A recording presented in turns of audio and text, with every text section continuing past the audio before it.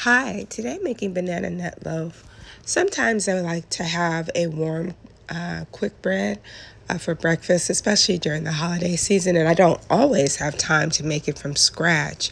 And so I'm going to just demonstrate how I kind of doctor up a banana nut mix that you buy in the store and make it taste a little richer and a little sweeter. For this, we're using the Pillsbury quick bread, the banana nut, or banana flavored, I guess.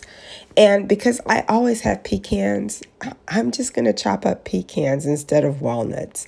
I know that that can be sacrilegious to some, but it works for me. So I'm going to crush those.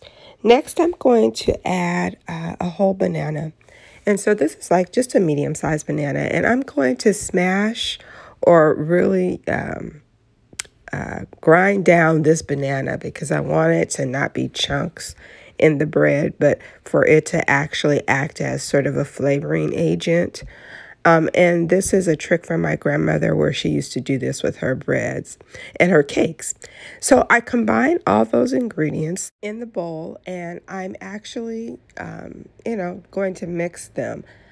So that's the nuts, the banana, as well as the dried banana mix.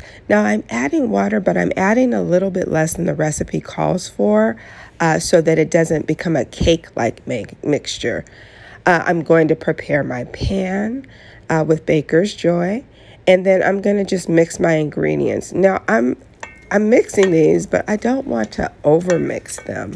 I'm adding the eggs. I just want to mix them just enough for the batter to pour into the loaf pan.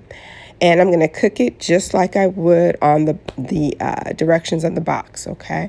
And there's nuts in the batter as well as a few nuts on top. And when it's done, I slice it up and serve it instead of biscuits or toast. I serve it warm with butter, and it makes a great breakfast.